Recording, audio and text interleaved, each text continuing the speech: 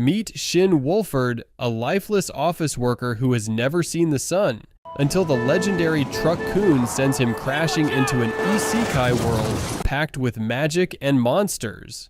Reincarnated as a child, Shin is adopted by a powerful old wizard and begins his new life with some seriously OP powers.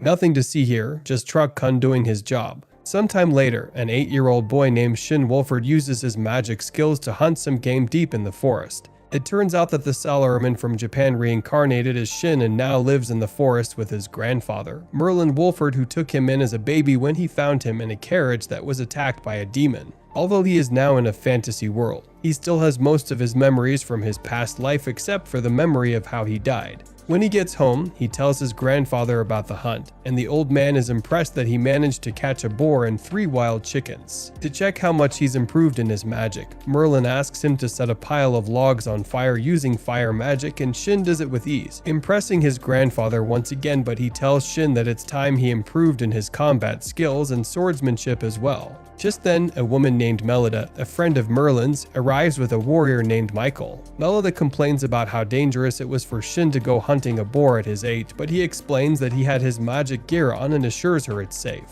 Witnessing Shin's impressive feat, Mitchell chimes in and suggests that the young boy is now ready for more advanced combat training and sword fighting. Ever since he was little, Melida has been teaching Shin magic gear craftsmanship while Michael trains him in swordplay. 2 years have passed and Merlin decides it's time to take Shin deep into a forest for his first demon hunt. When they get to a cliff, Merlin teaches Shin a special type of magic called search magic, which would allow him to scan the entire forest and sense all other living creatures around. Impeccably, Shin succeeds on his first try, and although Merlin is impressed by this feat, he doesn't have time to react because Shin has already detected the aura of a demon nearby. Without wasting any time, they track down the demon, and when they find it, Shin immediately takes out his magically enchanted sword, which he uses to kill the demon in mere seconds, leaving Merlin stunned once again. Afterward, Merlin tells him that the demon hunt is a success and the two head home. Later that night, Merlin, Melida, and Michael discuss Shin's tremendous progress in magic and combat training, so Melida suggests that he must be from another, as that is the only logical explanation for his innate talent.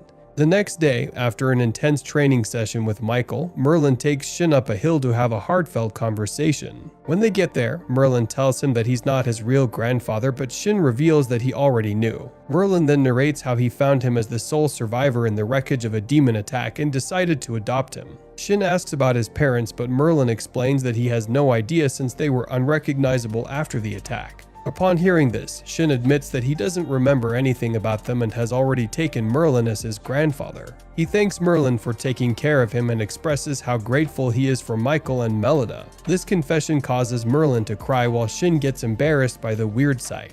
5 years later, Merlin throws a small party for Shin on his 15th birthday to mark the beginning of manhood. At the feast, a man named Decium, who Shin calls his uncle, suggests that Shin is now a man and is old enough to go into the real world on his own. Merlin realizes that he hasn't taught Shin any real-life skills and is hesitant to let him go into the larger society, especially after they all realize how dangerous and advanced Shin's magical abilities are. As they deliberate on the issue, Decium explains that Shin's magical abilities are so dangerous that it could upset the balance of power if Shin is allowed to leave the forest on his own. While discussing, Decium states that the best option for Shin is the magical academy in the capital because he'd be around his peers and would be able to harness his immense abilities better while building his social skills. Shin agrees to the idea and realizes that his uncle Decium is actually King Decium Earlshade of the Kingdom of Earlshade, while his big brother Sieg is a court magician, and big sister Christina is a royal guard who is the king's escort. Shin is stunned by the revelation, so Decium decides to tell him the story from many years ago. A while back when Master Merlin was a ferocious mage that helped kill a powerful demonoid along with Mistress Melida, and how they became national heroes as a result of the feat.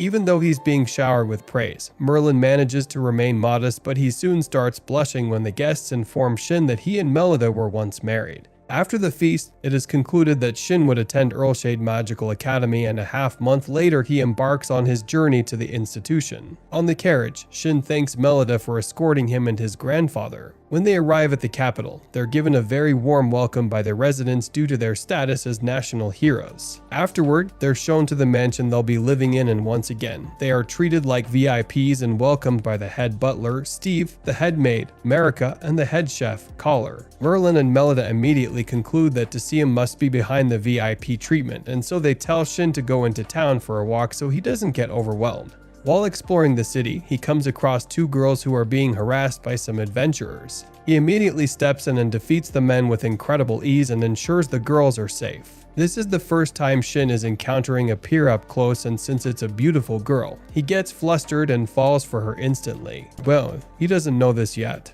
What?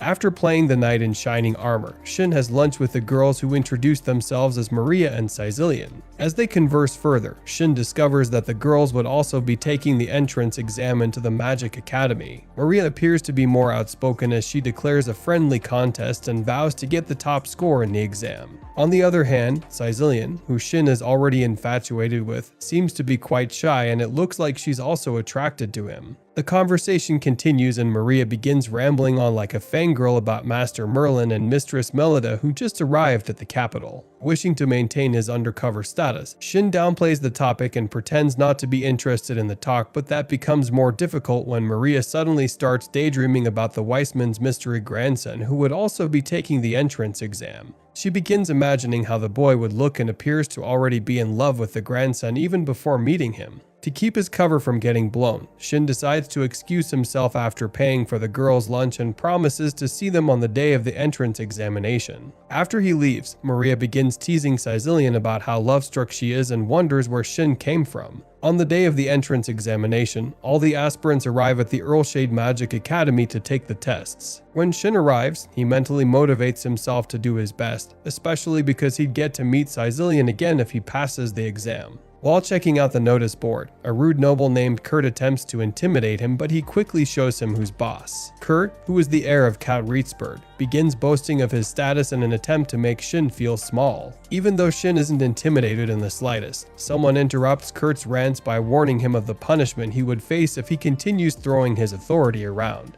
The arrogant student looks over and puts himself in order when he sees Prince August advancing toward him. The prince seems to already know who Shin is and introduces himself as King Desem's son. Shin is excited to hear this and immediately addresses him as his cousin. Meanwhile, the other students, including Maria and Caecilian, look on and are baffled by how casual Shin is with the prince. Soon enough, the examinations commence and all students take the written test first. Afterward, it's time for the practical exam, and Shin receives a huge shock when he sees the students casting spells and using magic by chanting incantations. He had never seen people his age perform magic before, and so the scene before him is way below expectations, because not only are they chanting words, but their magic is also very weak compared to his. When it's his turn, the instructor pleads with him to keep his power under control because the king had told her about his overpowered abilities. As a result, Shin decides to use his weakest magic spell, but the resulting blast is still so powerful that it almost brings down the room. After the exam, the committee holds a closed-door meeting and concludes that after his display, the wise man's grandson should be the top scorer. The next day, Shin goes to collect his uniform after being accepted and is informed that as the top scorer in the entrance examination, he's required to give a speech on behalf of the new students during the entrance ceremony. Shin tries to evade the task by pointing out that August is in a better position to give speeches. However, in the end, he's stuck with the responsibility because, in Earlshade tradition, there is no special treatment given to nobles. As he leaves with August and some other students, Maria watches him a little disappointed that she wasn't the top scorer while Caecilian just stares at him shyly. Maria notices this and tells her to go talk to him instead of crushing on him from afar. At the same time, Kurt is furious that he missed out on the top scorer position and concludes that Shin must have cheated, so he plots his revenge. At home, Shin observes his magically enhanced uniform and decides to alter it a bit to suit his taste. The day of the entrance ceremony comes and the people waste no time surrounding Merlin and Melida once they arrive with Shin. The ceremony commences and Shin discovers that Maria and Caecilian are both nobles. While Shin delivers a brilliant speech, Caecilian now realizes that he is Merlin's grandson they've been anticipating to see. Later that day, she confides in him and explains that Kurt has been threatening her and her family since she keeps turning down his advances. A few moments later, Kurt arrives and tries to take Caecilian with him, but Shin stops him and promises to protect her regardless of whatever entanglements she has with Kurt. Suddenly, August arrives and uses his royal status to force Kurt to leave. Afterward, Shin invites everyone to his home to ask Merlin and Melida if he can alter Caecilian's uniform to protect her against Kurt. However, Melida reveals this would make Caecilian's uniform a national treasure level item because of how powerful the enchantments are. Melida decides to test Caecilian to see if she took advantage of Shin's kindness. Eventually, Caecilian comes clean and admits that she was desperate for the protection, but before she leaves the house ashamed, Melida agrees to help her because she has proven she's worthy of the protection. Later that evening, Decium asks Shin to never reveal he can create national treasure items or it could lead to an inter-kingdom war. He then asks Shin to enchant uniforms for August and his guards, Julius and Thor. By the end of the day, Shin has enchanted his friends' uniforms, but Maria sensibly refuses to have hers enchanted as she doesn't want the weight of having a national treasure in her possession. Caecilian is particularly glad because, to her, the enchantment feels like Shin is always protecting her. She thanks him and he offers to take her home starting henceforth. Since it's already so late, Shin offers to take everyone home using his teleportation spell, something that was also supposed to stay secret. The next day, before Shin goes to pick up Caecilian at her house, Granny Melida reminds him to be prudent with his magic and not show off unnecessarily. On the way to school, Shin and Caecilian subtly flirt with each other while Maria walks closely behind, physically exhausted and irritated by youthful gestures. Soon, they arrive at school and August doesn't miss the chance to tease Shin about how he is already getting all the girls on the first day of school. How? Hold on, bro. How? Their conversation is interrupted when another student named Alice Corner chimes in, looking quite disheveled. When Maria asks about her appearance, she explains that she was just so anxious about the first class and that she didn't get enough sleep. Just then, the teacher, Mr. Marcus, walks into the classroom and the students greet him. He tells them to get seated and then informs them that he'll give them a tour of the school starting with the homeroom. During the tour, he informs them of the study groups, namely the Attack Magic Group, the Quality of Life Study Group, and the Body Enhancement Study Group. All these groups are like school clubs where extracurricular activities are done by students. Julius immediately declares that he would join the Body Enhancement Study Group if it wasn't for his royal duties to Prince August, but Aug explains that his royal status isn't important in the Magic Academy, so he's free to join whatever group he chooses. Alice asks Shin what group he would like to join, but he says that he doesn't have a preference. August overhears and teases him, saying it's because he could probably fit in any study group of his choice. He then suggests that Shin create his study group from scratch and the teacher supports the idea. They suggest the group would be about learning the otherworldly style of magic Shin practices. Immediately, Shin's classmates Lynn Huggs, Yuri Carlton, and Tony Frade all declare that they would like to be in his new study group. The teacher points out that they need 5 members, and a faculty advisor and are required to submit their request form before they can start. The teacher volunteers to be their faculty advisor and Caecilian also shows interest, so Lynn suggests that the group name be called the Ultimate Study Group. Shin doesn't like the name, but it kind of sticks since everyone else likes it. Later, during a closed-door meeting with King Decium, it's revealed that the appearance of demons in the land has been gradually increasing and Gaster suggests that the occurrences might be artificially induced. As a result, King Decium orders that the Demon Hunters Society investigate and find out the cause of the increased demon sightings. Meanwhile, at the Rateberg mansion, Kurt's father scolds him for using his status as a noble to intimidate his people at the Magic Academy. However, Kurt isn't having any of it and begins throwing a tantrum, stating that he is a special person and should not be treated like a mere commoner. His father then knocks him out with a punch and decides to punish him for his misbehavior by locking him in his room. The next day, the class is informed that Kurt has been grounded and Shin finally asks why Kurt has such an attitude. The classmates explain that he wasn't like that in middle school, and one of them even suggests that he only changed when he started attending Mr. Strom's classes in the lab. The students explain that Strom was exiled from another kingdom and became a teacher. He had offered to teach students who weren't very good with magic and help them get better, but most of them declined because they felt it seemed shady, especially because Strom wears eye patches over both his eyes. Meanwhile, at the Rateberg estate, Strom arrives and speaks to Kurt's mother. She laments that she no longer understands her son and is very uncomfortable with the tension between him and his father. Strom, with a suspicious grin on his face, tells her that he'll have a word with him to help get him in line. He goes up to Kurt's room to find him restrained to the ground. Strom then begins reminding him that he is a special person and can get whatever he wants. His words only push him further over the edge, and he snaps and tells Strom that he can't get the girl he wanted because there is a hindrance. Hearing this, Strom infuses him with dark magic and tells him to make sure he deals with whatever obstacle is in his way. Afterward, Strom leaves the estate with a sinister look on his face. The next day, at lunchtime, August teases Shin using Kurt as an excuse to continually escort Sicilian even though he is no longer a threat. Both of them get flustered and immediately come up with excuses that make the entire class laugh. One of the students talks about how search magic could be used to detect threats from afar, so Shin explains the concept and accidentally reveals that he killed a 10-meter tall demon bear when he was only 10 years old. After lunch, while walking in the school, Shin senses a demon nearby, and the next thing he sees is a demonized Kurt hurling a mighty blaze of flames at them. Shin immediately puts up a shield to protect his friends. He tells them to activate their magically defensive uniforms and get to safety while he faces the demonoid.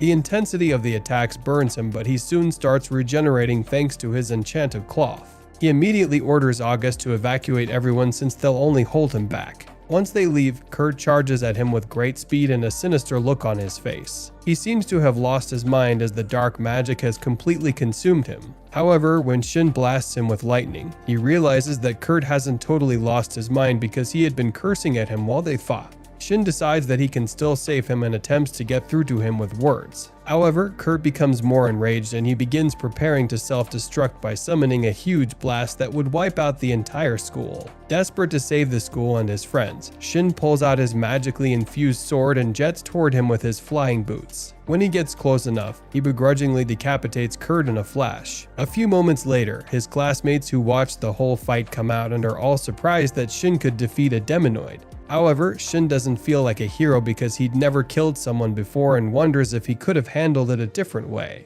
After the incident, the news of Shin's feat spreads like wildfire and he's getting a bit overwhelmed by the attention he is getting in town. August approaches him to ask how he's holding up, so he reveals that he's been thinking about the fight with Kurt a lot.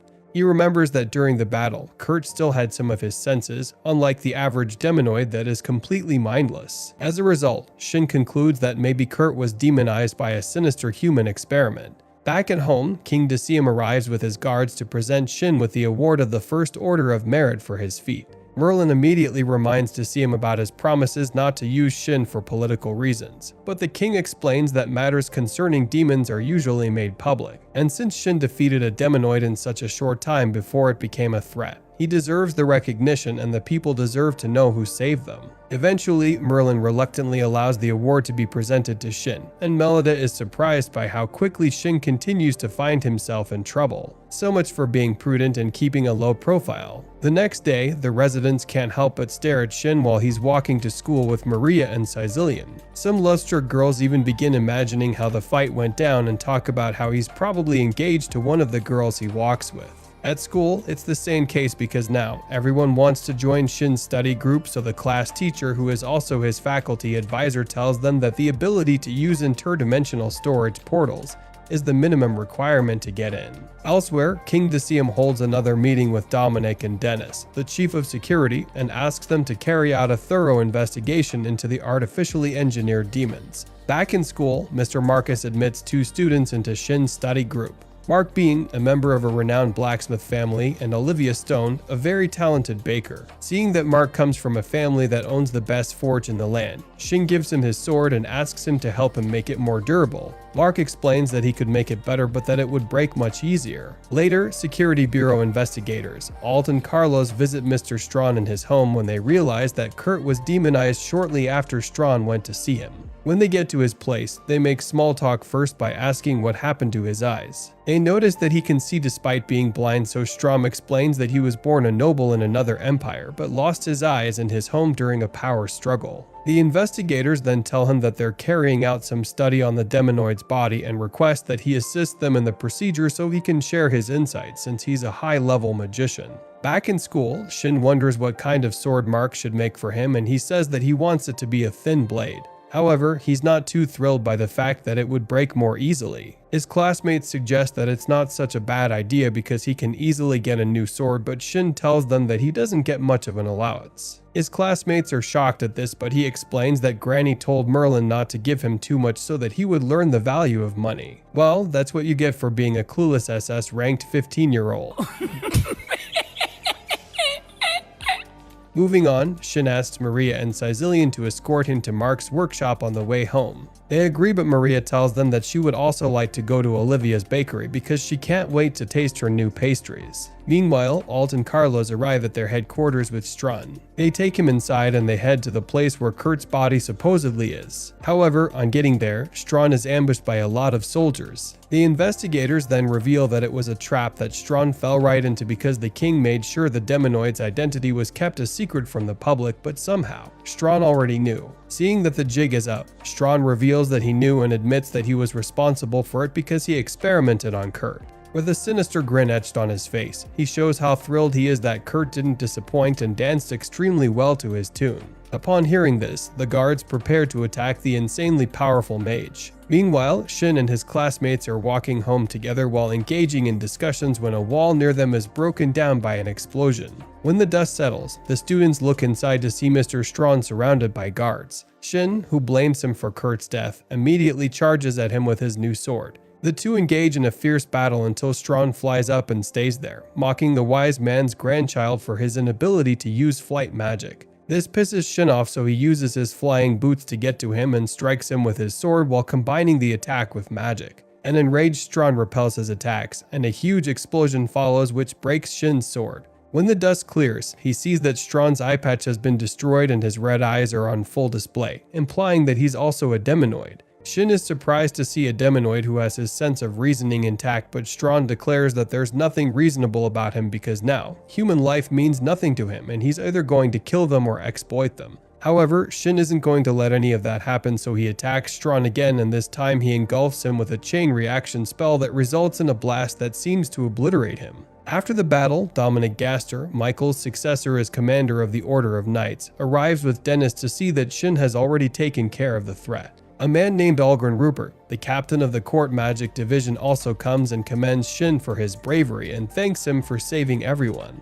Rupert then asks how he was able to defeat the demonoid, and Shin says that he converged the light from the sun and blasted it down as a massive heat ray. After he is done explaining how he used the sun's energy to defeat Strawn, everyone is astonished and he wonders to himself if his heat ray was also the only reason the small craters he created turned into glass. Elsewhere, it is revealed that Strawn is still very much alive. He thinks about how he narrowly escaped death and concludes that Shin is very dangerous and decides to be more careful so he doesn't foil his plans. Later, Melida and Maria gossip about how deeply in love Shin and Caecilian are with each other. Everyone except them is aware of the spark, but they don't know because they have no experience in the affairs of love. Sometime later, Shin explains to August how strange the fight with Strawn was. He states that he performed the same spell alone and it didn't cause the kind of explosion in the facility. He then concludes that Strawn must have amplified the explosion as a decoy to enable him to escape. It becomes clear that Strawn might still be a threat, so August informs Shin that the king would willingly sponsor him to obtain any weapon he needs because he's the only one who can take on a demonoid.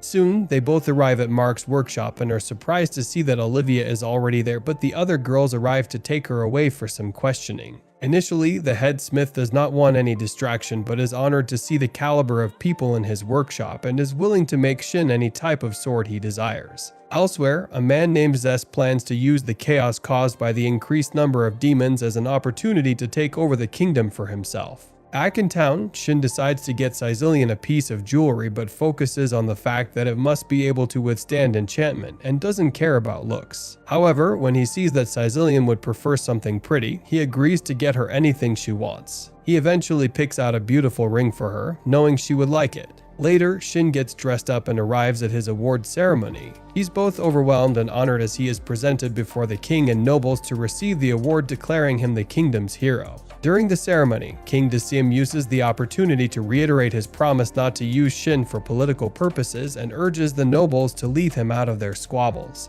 He informs everyone at the ceremony of his promise and how breaking it would make the Weissman and his family leave their kingdom. The next day, Shin's house is surrounded by civilians who want to see the newly awarded hero, so instead of walking to school, he opens a portal from inside his house to get to school with Maria and Sicilian. On getting to school, the rest of his classmates are astonished by his strange transportation magic, so he attempts to explain that it's a bit different from the concept of teleportation. Although the concept of his portal is a bit difficult for them to understand, he assures them that they'll get it one day since they're in the same study group and he'll teach them. The thought gives him an idea, so Shin decides to set up a boot camp to help them level up their powers. First, he must check how much magic they possess, so he asks Maria to create a magical barrier. She makes one that's too thin, so he informs her that such a barrier stands no chance against a regular demon attack. Next, he asks Sicilian to make one, and she successfully creates a powerful barrier to everyone's surprise. Shin then explains that he enchanted the ring he gave her, which enhances the power and control of her magic. Afterward, Shin displays a small portion of the magic he possesses. Immediately they fall to the ground and are choked by the pressure of the density of his magic. He explains that they still have a lot to learn, but assures them that he'll teach them every day till they're at the level they're supposed to be. Elsewhere, Strom is pleased to find out that the kingdom is preparing for war and commends Zest for stirring up the chaos. He plans to sit patiently and watch while the kingdom and the empire unknowingly dance to his tune. Shin returns home with his friends and explains how useful the portals were because his newfound fame has made it impossible for him to simply walk to school. Maria and Sicilian are pleased that they would technically be second-generation students of the Great Merlin, but the wise man explains to them that Shin learned most of what he knows on his own. To encourage them, he shows them that he can now use Shin's gate magic, which they thought would be an impossible task. This display inspires them to push themselves extra hard to also catch up to Shin. The dude forgot to tell them how long it took him to master the spell. The next day, Shin returns to Smith's workshop to see the prototype sword that has been made for him. August then speaks with Shin and suggests that the sword be mass-produced for the army since war is imminent.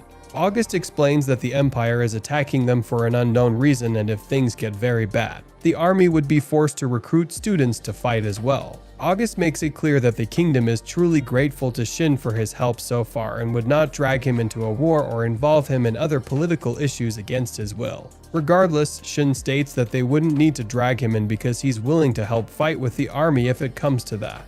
He states that if his friends are in trouble, he would gladly go to war to save them. Elsewhere, the leader of the Empire is furious when he realizes that Zest's intel was wrong. It turns out that the kingdom hasn't been ravaged by demon attacks because they're also preparing for war. The Emperor is even more enraged when he learns that Zest has fled the country, so he vows to have him hunted down and executed for manipulating him. Suddenly, he's informed that the Empire is under siege by demons, so he orders his army to immediately retreat in a bid to protect what's left of his country. Elsewhere, the kingdom's army attempts to chase the Empire's army back, but they're informed that the demons are preventing them from doing so. Back in the Empire, Strom has taken over the Empire with his extremely powerful army of Demonoid. The Emperor returns only to be brutally murdered by Strom, who accuses him of betrayal sometime in the past. The kingdom's army soon finds out about how Strom usurped the Emperor's throne with the help of his 12 powerful Demonoids, and so it becomes clear that he was the one behind the entire war. At school, the students are informed that Strom now has full control of the Empire, and that even though the kingdom's army is being prepared, the students might also have to fight in the war. Later, Decium orders the Magic Academy and Knight Military to hold joint training sessions to improve combat readiness for potential demon attacks. The students are not exactly thrilled by the news, and Maria explains that while the Magic Academy studies magic, students of the Knight Military are gym heads that work out all day. Because of this, the mages aren't too keen on working with them, especially because they are bullies. Shin suggests that they set their differences aside and try to work together, but his classmates are stuck up on the fact that the Knight Military students think they're superior. Once again, Shin tries to reason with them by reminding them that everyone has strengths and weaknesses, but that backfires. His classmates begin pointing out how it's not the case for him because he excels in both magic and sword fighting. They all wonder how he became so good in combat, and he drops another bombshell by revealing that he was trained by the legendary Michael. The classmates instantly begin talking about the Great Knight Commander, and Maria suggests that since Shin was trained by him, the Knight students wouldn't pick on them. However, August states that they'll probably try to intimidate Shin because of jealousy. Shin chimes in, stating that they should try to work together with the knights, but they all disagree with him. On the day of the training session, students from each class are joined to form groups of 8 to fight against demons. Shin's group of 4 is paired with another group of 4 from the Military Knights Academy who waste no time before putting their superiority complex on display. When Shin asks if they've ever fought a demon before, the knight students get defensive, thinking that Shin is trying to insult them. They claim that he's just looking for a way to brag about the demonoid he killed, but Shin explains that he just wants everyone to set their differences aside because if they don't, they'll certainly get killed. However, the knights are very confident that they can handle it on their own and ask that Shin and the other magic students just stay out of their way.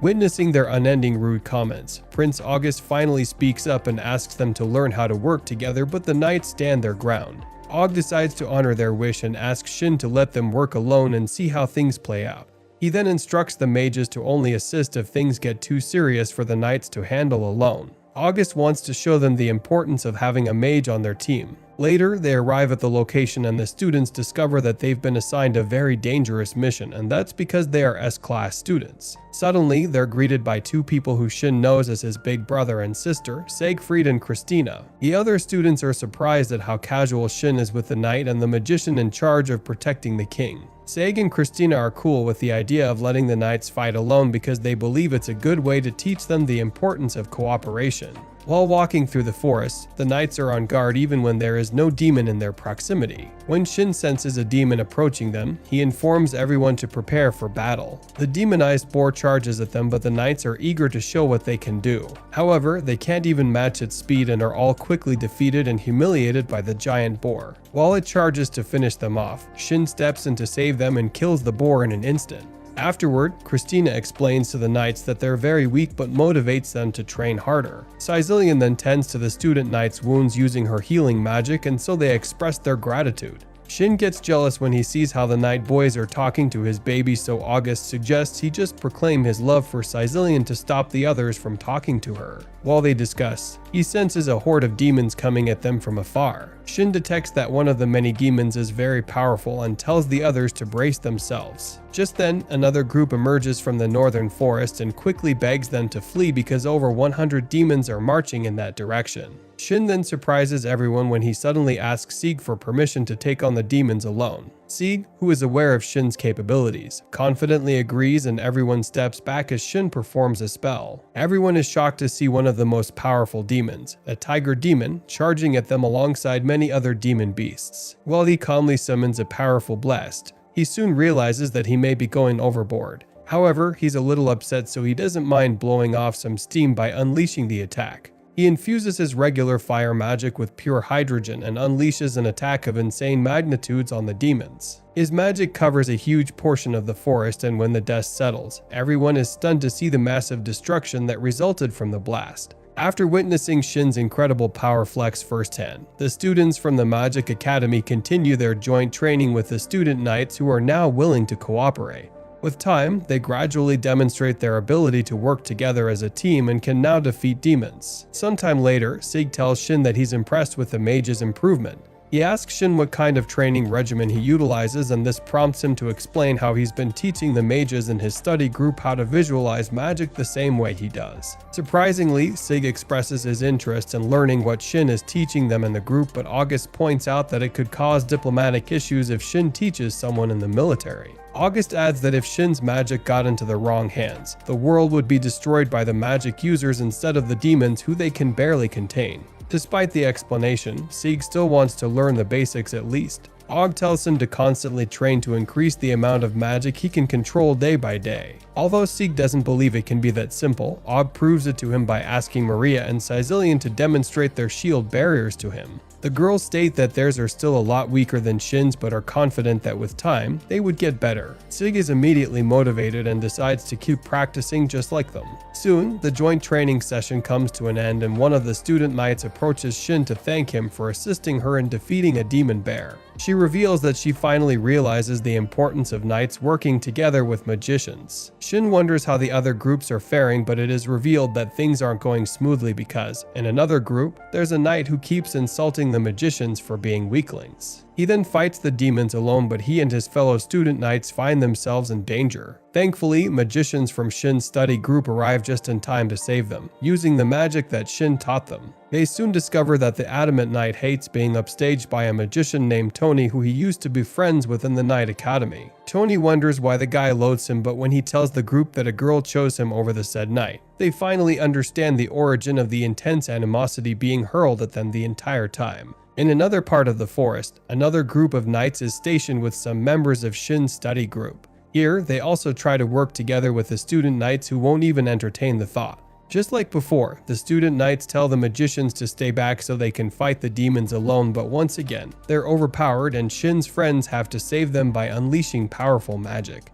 The entire training session comes to an end in the evening, and the last group explains that they may have gone a bit overboard with their power. The others also explain that their training session went the same way, and they all thanked Shin for helping them. However, Shin wears a long face and wonders if he should be thanked. His friends ask what's wrong, and August explains that everyone in the ultimate study group except for Shin will be placed under national supervision after graduation as a result of their newly enhanced magical abilities. August adds that they would be placed in a special unit after graduation and the units would be under his control. Shin apologizes for somehow altering their paths in life, but they continue thanking him and express how proud they are of their new powers. Plus, they get instant employment from the kingdom, so that's a double win. They buy labor markets.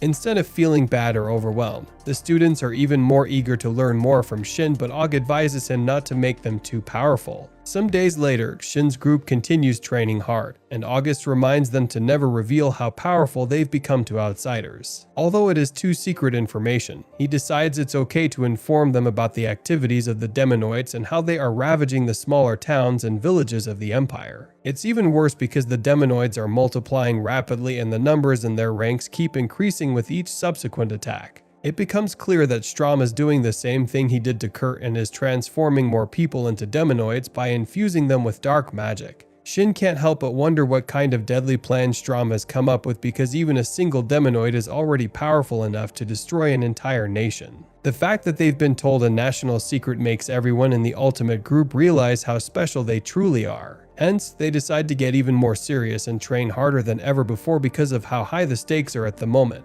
Shin then decides that augmenting their school's magic lessons with a training camp would help improve everyone's skills. Everyone suggests a suitable location for the training camp, but they have a hard time choosing. Sizillion informs them that her family owns a hot springs resort, and they all agree that it'll be the best location for the camp. Later that night, Shin informs Merlin and Melida about the training camp and they agree to his idea, but explain that they would be supervising them. Melida points out how Shin always gets into trouble whenever she takes her eyes off him, so to her, chaperoning their camping experience isn't such a bad idea. The next day, the group heads to the hot springs resort in carts dragged by horses that have enchanted gear to enable them to travel the long journey. During the trip, the other students explained to Shin that enchanted gears were once used only in battle, but Melida was the first mage to focus on developing useful everyday enchanted items. Along the way, the group detects demons nearby, and to show just how confident they've all become, they draw straws to decide who gets to fight them. Lin wins the round and uses her newly enhanced magical abilities to effortlessly defeat the demons and stun the merchants at the same time.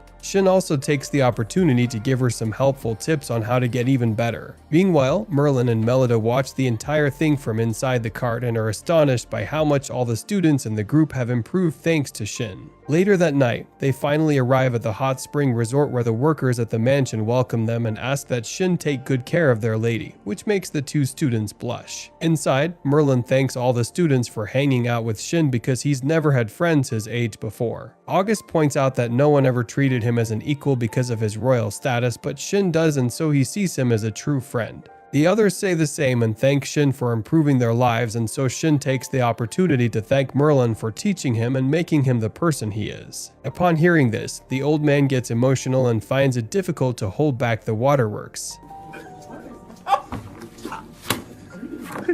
Sometime later, the camping experience is going well and Merlin gives everyone tips to help them improve during his training session. Melida also helps to tutor the students, and Shin admits that having his guardians present has made the camp better than he could have hoped. During Shin's training sessions, the adults are once again impressed that the students can now easily cast spells without incantations. However, Shin still doubts that they're ready to fight demonoids and suggests that everyone, including himself, needs more training before they're able to take on the full force of Strahn's demonoid army. Later, Shin tells the students he wants to try a new spell, and even though he tells them they don't need shields, they all conjure shield barriers to brace themselves for whatever absurdity he plans to try out.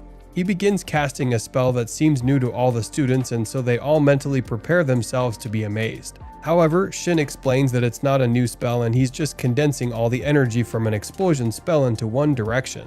The result is another extremely powerful beam that creates a massive path through the entire landscape. Shin celebrates his achievement, but Melida is furious at his recklessness because he admits that he didn't even expect that level of destruction. August then asks Shin to help him get back to the kingdom so he can get updated on the current situation at the Empire. Shin creates one of his useful gates, and just like going through a door, he and Aug are back in the kingdom. On their arrival, Shin is introduced to a girl named Elizabeth and is shocked to find out that she and August are engaged. However, Elizabeth is mad at August because he left his little sister May and didn't invite them to meet Melida, who they adore. May then introduces herself to Shin and explains that she's a huge fan of Melida, who is hailed as the guru. The two girls plead with Aug to allow them to follow him back to camp, but he refuses, explaining that the camp is a place for serious training and isn't for fun. However, King Decium orders August to take the girls with him so they can learn a thing or two from Melida and Merlin. He also points out how using Shin's gate will ensure their safety because they can be transported back home in an instant if there's an emergency. Not long after, Aug reminds his fiancée and little sister to be on their best behavior as they would be in the presence of national heroes, but Elizabeth states that she only came to ensure that other girls stay away from her man. Elizabeth throws a fit when she remembers that August always talks about Shin and expresses her jealousy, but August explains that Shin has a girl already. Aug then takes the opportunity to press Shin into making things official with Caecilian so he can get some closure, but Shin tells him that he's not sure how Caecilian would feel about it. Hearing this, Aug advises him to be more courageous so he can ask her out and make their relationship exclusive. Later, the new girls on camp go to see Melida, and May is particularly excited when she holds her hand.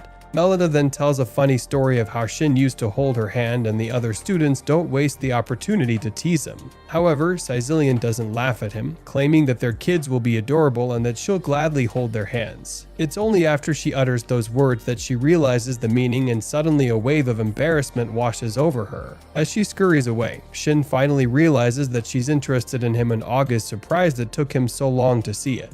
Well, August, it takes a great mind to be clueless about love. A while later, Shin goes alone to see Caecilian outside. They both recall how they first met and exchange compliments before Shin summons the courage to finally tell her he loves her. Caecilian then reveals that she loves him too, but always thought he was just being nice to her. The two are about to have a moment, but it is quickly interrupted when it becomes obvious that everyone had been eavesdropping on them. It's at that moment that Shin confidently declares that he and Caecilian are now officially dating. However, Aug puts a damper on the moment by reminding Shin that they're still in the middle of a training camp and preparing for a huge war. He tells Shin that he doesn't want him to get distracted by his new relationship, but Shin points out that August was the one who encouraged him to go ahead and make things serious with Caecilian. The next day, Shin insists on some special training at the beach. He explains that they would participate in a game of volleyball. The rules are simple. Magic can only be used on the ball, and when the game begins, it's obvious that these guys are preparing for war because the game is very intense, and is giving Azula and Ember Island vibe. As Merlin watches them, he randomly gives them tips on how to train properly while also playing the game. Later that night, the group talks about how August met his fiancée, Elizabeth, while Maria laments that she still hasn't found the love of her life. We do not care. However, their bedtime stories are cut short when Melida arrives. They all hide and pretend to be sleeping, but she eventually finds him and gives him the usual scolding. The next morning, Shin tells Caecilian that they should go get breakfast together, but she requests a favor first. Caecilian takes him to her parents' house to see her father Cecil and her mother Eileen. They arrive at the house quite early before her father goes to work, and Shin understands that she wants to inform her parents of their relationship. Inside the house, her parents are surprised that they left the training camp to see them and conclude that their message must be really important.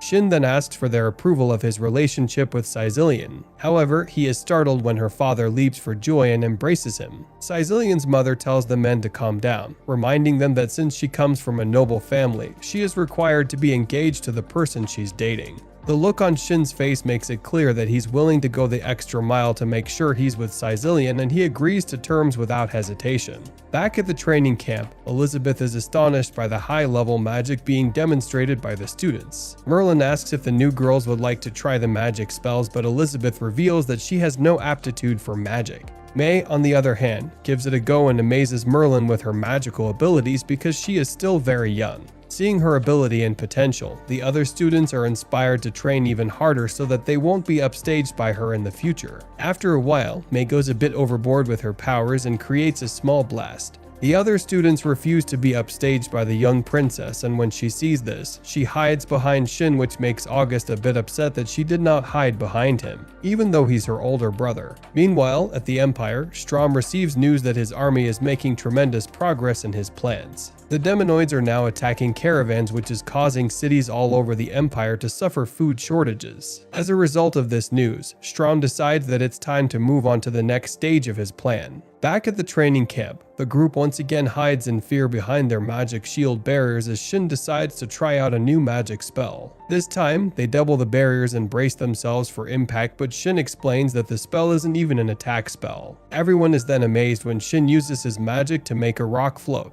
They're even more astonished when he uses the same magic spell to make himself levitate. By applying some of his wind magic, Shin can hover around, and after a while, he begins flying. Everyone watches in awe and hopes that one day they can learn how to do it just like him. Later that night, Shin finally tells Merlin and Melida that he and Caecilian are now engaged. The old-timers assumed it would happen eventually, and now Melida wishes to have a meeting with Caecilian's parents. Soon, the two families meet and Merlin explains to Cecil and Eileen that Shin isn't his biological grandson. He and Melida assumed that the reason Caecilian's parents agreed to the engagement was that they thought Shin was related to the Weissman by blood. Due to this assumption, Merlin deemed it fit that he clarify the details with Caecilian's parents so they don't go on making a mistake based on their assumption.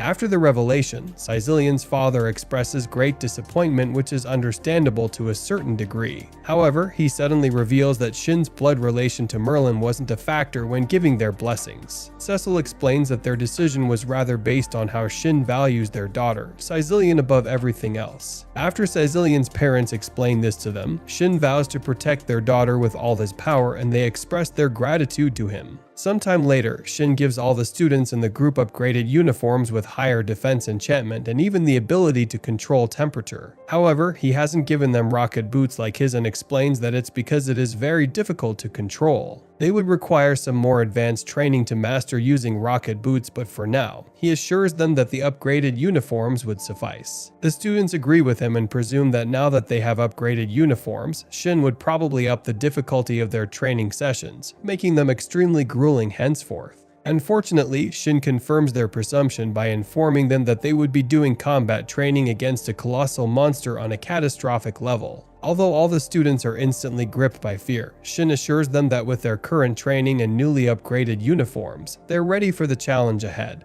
May is disappointed to see that she'll once again be left out, but August tries to calm her down by explaining that it will be too dangerous for her and they don't want her to get hurt. To appease her and make her feel more involved in their training, Shin gives her a magical communication device so she can talk to them during their hunt. However, this action infuriates Melida because Shin has once again done something reckless by creating another society-altering device. Yeah dude, just casually event telephone to appease a spoilt noble. Come on, man. The training begins as Shin and his group advance into the forest, and not long after, Caecilian detects the catastrophic beast, which they soon discover to be a demonized lion. Shin explains that demonoid lions are the strongest and even more powerful than demonized tiger. However, they are much slower than the tiger, so they should use that to their advantage. As a result of this, Caecilian suggests that using long-range attacks to fight the demon would be the smartest option. Shin then splits the team up into a team and a support team and encourages them to do their best. Seeing the support Shin gives them, they're determined to defeat the lion demon. In the end, they don't disappoint him and combine their magical abilities and training to completely obliterate the lion demon. Afterward, Shin expresses his delight at their success and points out how the support-focused team members were able to take down the lion demon together while the attack group would probably achieve such a feat individually. The training session continues and they don't let Shin down as they slay several demon beasts individually one after the other. After proving that they can kill demons on their own, August reminds Shin to also take part in this session. Later that night, Shin and Caecilian attend the party where their engagement will be announced. King Decium is also in attendance and offers up a toast to celebrate the new couple. After the party, Shin speaks with Caecilian outside and admits that he's doing things backward. Although the action usually comes up before an engagement, Shin decides to follow through with his plans and officially presents Caecilian with an engagement ring. He places the ring on her finger and the two finally have their long-awaited private moment as they share a kiss. A few days later, Shin decides to teach the students in his study group how to fly just like him. Shin does so by casting his floating spell on them and also explains the concept to them. The training is coming to an end and August points out that their newly upgraded uniforms would prove very useful when they attend an upcoming ceremony that they've been invited to at the kingdom. Elsewhere, Strom sits in the Empire Castle and explains that now that every town and village has been destroyed by his demonoids, it's time to think of the next step in his plans. Strom explains that his plan to starve the commoners living in the Empire until they grow to resent the nobles has gone perfectly. This hatred allowed him to easily demonize them so they would slaughter all the nobles until the Empire was destroyed. Strom then thanks his demonoids for their efforts but reveals that he's not sure what to do next because his major goal was overthrowing the Empire. This news gets some of the demonoids upset because they desire to continue their rampage and don't mind ravaging neighboring kingdoms. However, Strom isn't interested in carrying out such tedious missions. As a result, several demonoids choose to go against him and set out on their own. Surprisingly, Strom doesn't force his will on them and instead encourages them as they leave, reiterating that his only objective was to take over the Empire, and explains that since he's achieved that, the demonoids are free to leave if they wish. After hearing this statement so many times, Strom's assistant finally decides to ask why he hated the Empire so much that he decided to destroy it. She also points out that he was born here and was even supposed to be emperor. Strom then explains that he wasn't always a demonoid and decides to tell her a story of what he was like in his early life. Many years ago, Strom worked closely with the commoners on their farms, even though he was the favorite to ascend the throne. People noticed how free he was with the commoners and asked him why he treated them with so much respect. He explained that even though he grew up in a world where nobility got him preferential treatment, but after traveling to different lands as a child, his views on the matter changed drastically. He realized that other countries didn't have anything like slaves and even the commoners in those lands lived at a higher standard than their counterparts in the Empire. As a result, Strom decided that it was the kind of life he desired for the commoners in the Empire, a better life. He was determined to use his knowledge to better the future of the Empire and its people. While working late one night, Strom was approached by his heavily pregnant wife, Arya, who expressed her worries that he was working too hard and putting his health at risk. To alleviate her worries, Strom assured her that he was fine and explained that the people of the Empire need him so he has to work overtime. Elsewhere, a man named Harold, who would eventually become the emperor, holds a meeting with other dukes of the Empire. They all express their frustration that all of a sudden, the residents are relocating to Strom's territory of the Empire instead of theirs. What bothers them even more is that Strom is inching closer to becoming emperor by the day. The dukes are sure that if Strom becomes emperor, he would implement policies that would benefit the commoners at their loss, and so they are desperate to make sure that doesn't happen. Amid their frustrated grumbles, Harold chimes in and assures them that he has come up with a plan to stop Strom, but that they would need to keep him busy in the capital. A while later, Strom is excited when he receives an invitation letter to a convention. He shares the delightful news with his wife, Arya, because it appears that the other nobles finally want to support his ideas to favor the commoners. However, Arya has a bad feeling about it and thinks that it might be a setup. Once again, Strom assures her that he'll be fine, reminding her that he's one of the most powerful mages in the Empire. Elsewhere, a member of the military police force informs some commoners that there have been recent incidents of kidnapping and that the people abducted are being sold off as slaves. Soon, gossip about the kidnappings begins spreading like wildfire, and surprisingly, the rumors making the rounds put Strom as the person behind the heinous act. Unfortunately, many gullible people believe the rumors, and some of them even suggest that it makes sense because it explains why Strom is unusually kind to the commoners. At a hideout, the police officer from earlier laughs with his colleague about how fast the rumors are spreading and that no one has found out the truth. Turns out that these guys aren't even officers but are men hired to make sure Strom doesn't leave the capital. The next day, the fake officers head out again and inform the commoners that they still haven't found the kidnappers. They then explain that they'll need civilian assistance in catching the culprits responsible. Later, the fake officer stops a carriage that allegedly belongs to Strom when in reality, he was the one who set the whole thing up. He then opens the back of the wagon and reveals ladies tied up and explains that they are the people who Strom kidnapped and is transporting as slaves. The news quickly spreads, and the commoners who didn't believe the rumors at first now feel that Strom is the one responsible. The commoners are enraged by this discovery and decide to take matters into their hands. They decide that they won't wait for the military and decide to burn the source of the problem at its root. With fiery torches, the people march to Strom's mansion where his pregnant wife Arya is. They set his house ablaze in his absence, and everything burns to the ground with Arya trapped inside. At the same time, Strom returns to his territory in his carriage, excited that he'll soon be back home to his beloved wife. Looking out the window, Strom notices a burning building in the area where his house is supposed to be. Even though he rushes to the scene, it's already too late because the house has been burnt down and all he can do is watch. Kneeling before his wife's corpse, the heartbroken man asks why the people would do this to him, and they explain that they discovered that he was the one behind the kidnapping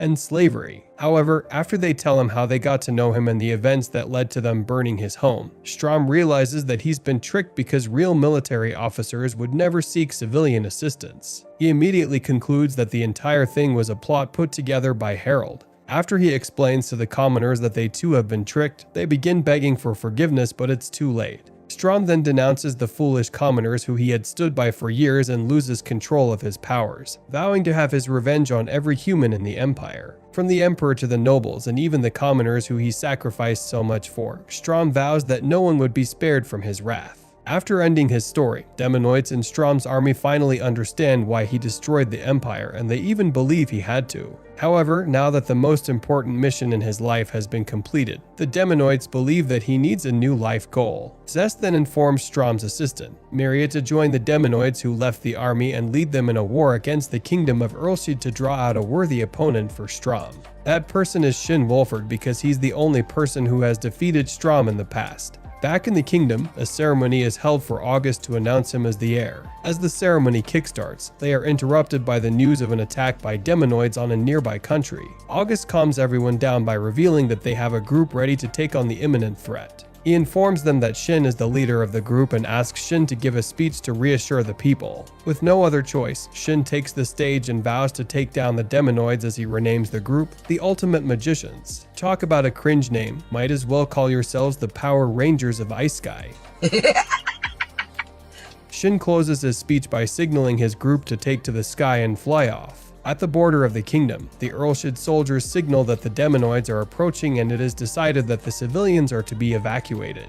The guards are quite surprised by the large number of Demonoids advancing toward them, and so they use magic barriers to block the attacks. They decide to call for backup but are heartbroken when they're told that it would take several days for it to arrive.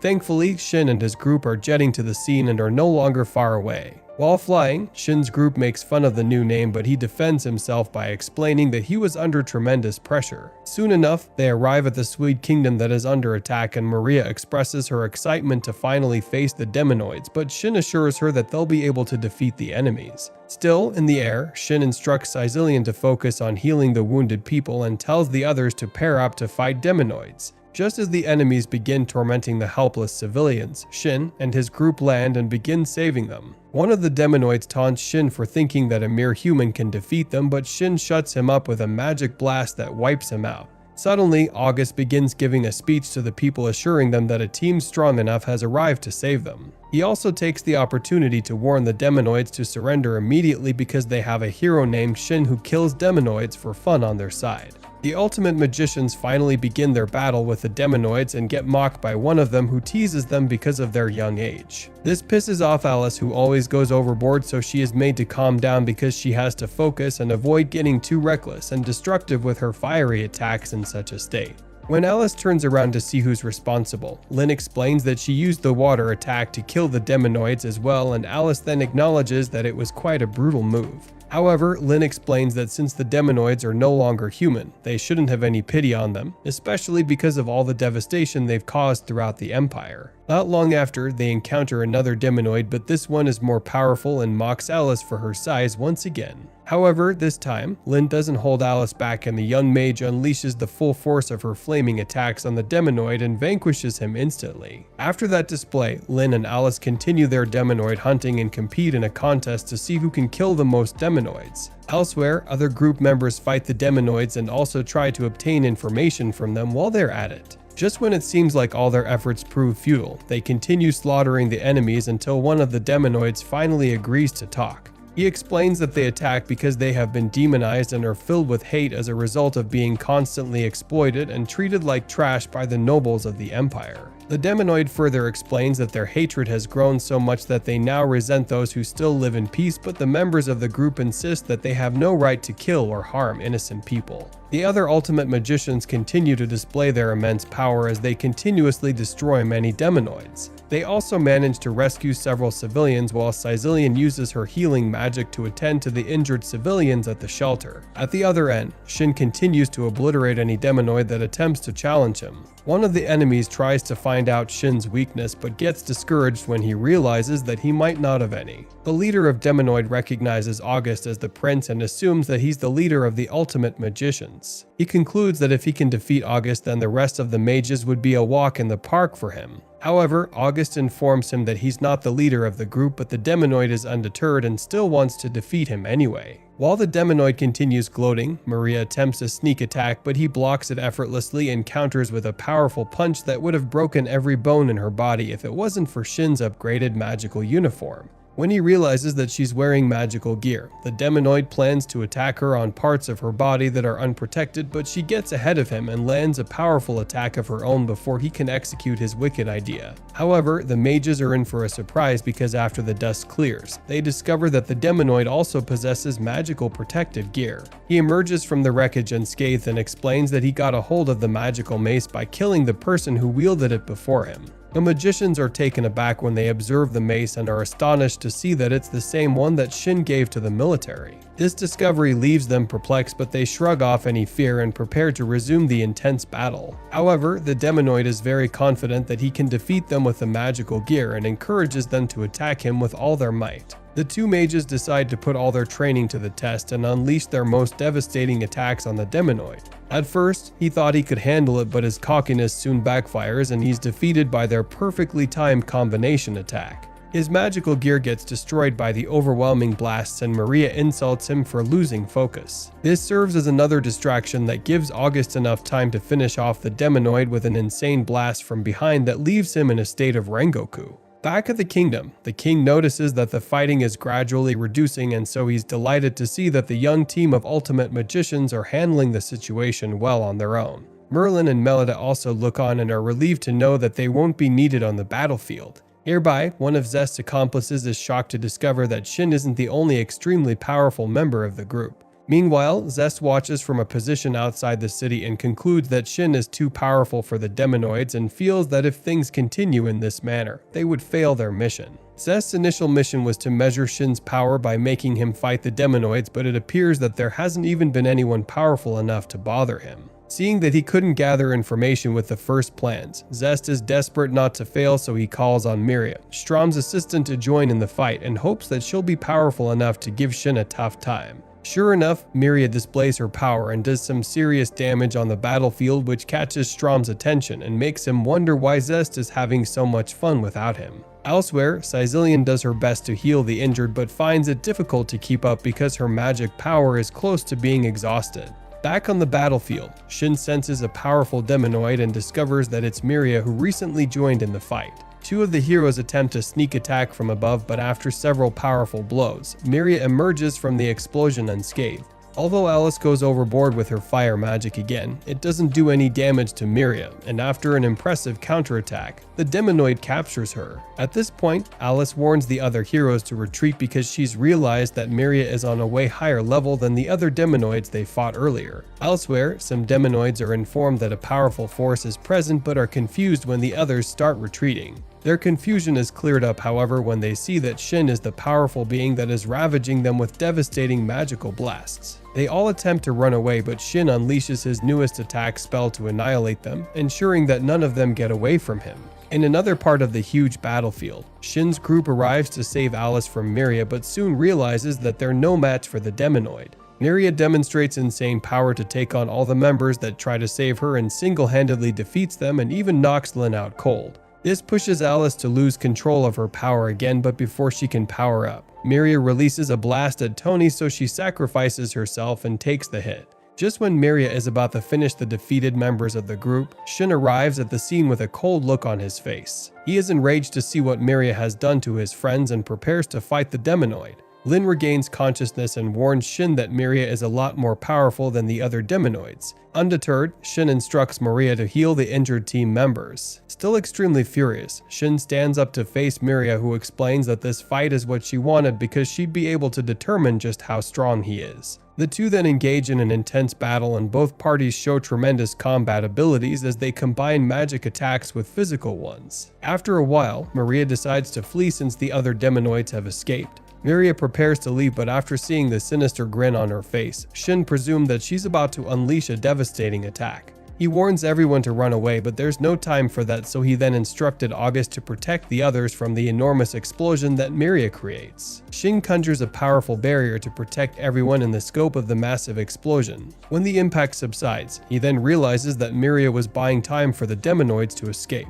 Seeing that they escaped, Shin apologizes to his group for letting the demonoids slip away, as he wonders what the point of the attack was if they were only going to vanish mysteriously. However, his friends are more concerned by how powerful Miria was and wonder how bad things would have been if Strom was in the picture. Outside the kingdom, Miria leads the demonoids and explains that she was instructed by Zest to give them a chance to escape from Shin and his group of magicians. Strom watches from above as he sees Miria helping the demonoids retreat to safety. He looks down from the sky and appears a bit disappointed because ever since he took over the empire, he's been quite bored. To solve his lack of entertainment, he decides that Shin would probably help fix his boredom and give him something to look forward to. Inside the kingdom, Shin goes to see Caecilian, who has been tending to the wounded civilians. He orders the rest of the team to help treat the wounded as well and enters the building. Deeper inside the building, Caecilian struggles to save a dying man's life with her healing magic, but eventually fails because of how severe his wounds were. Now she must look into the eyes of the sad woman next to her and inform her that her husband is dead.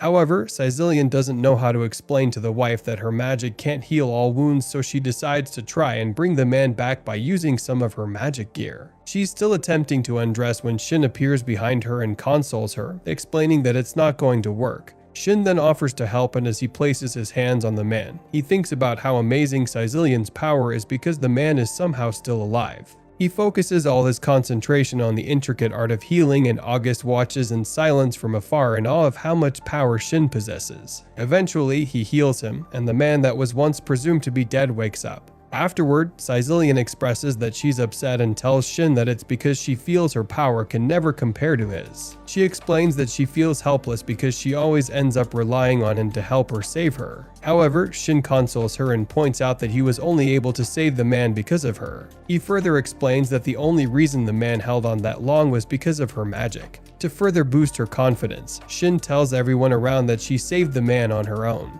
After saving the Sword Kingdom, the ultimate magicians receive praise from the people and the king, but August points out that he initially believed the attack was a decoy but is now perplexed because there hasn't been any strange incident recorded elsewhere. The prince also adds that Shin is a major threat to Strom and is certain that the Demonoid Emperor must have known Shin would fight in the war. He wonders why Strom didn't place any measures to take care of their young hero, and so he's uncertain of Strom's true intentions. to protect themselves from a future attack. August asks the king to ally with the Earlshire kingdom, and this shocks everyone. However, the king understands August's viewpoint and the imminent danger, so he promises to consider the alliance. Afterward, Shin regrets that he didn't use his magic portals to get to the Swede nation sooner, but the others remind him that he can only use the magic gates to places he's been at least once. This makes Shin and August realize something at the same time. They both decide that by traveling to many nations of the world, he'd be able to create a gate to any of the kingdoms he's visited. Later that night, the group returns home through the magic gate and is welcomed by everyone who praise them for the success of their mission. August explains the alliance to his father and asks if he can serve as a diplomat to help form alliances with other kingdoms. His father is proud and agrees to his request. Later, Shin explains his plan with August to Merlin and Melida, and they both agree that he should go on his mission to save the kingdoms of the world. Aug's fiancée, Elizabeth, and his sister May are allowed to join the team, and sometime later, the ultimate magicians are ready to depart. Back at the Empire, Strock reminds his army leaders that he warned them about going up against Shin, but admits that their battle was quite entertaining. Zest wonders if Shin should be thanked for giving his master a new purpose. When Strom asks Miria about some secret business, she replies that she'll give him feedback later, touching her belly. The ultimate magicians bid farewell to the people of the kingdom and set out on their new mission. Later that night, Merlin and Melida talk about how quiet the place is with the kids absent, but the peace is short-lived when a portal appears, and the group walks into the room complaining about how someone forgot to secure accommodation for them. Melida is furious as usual, but Shin just pretends not to notice and asks if they can spend the night in the house.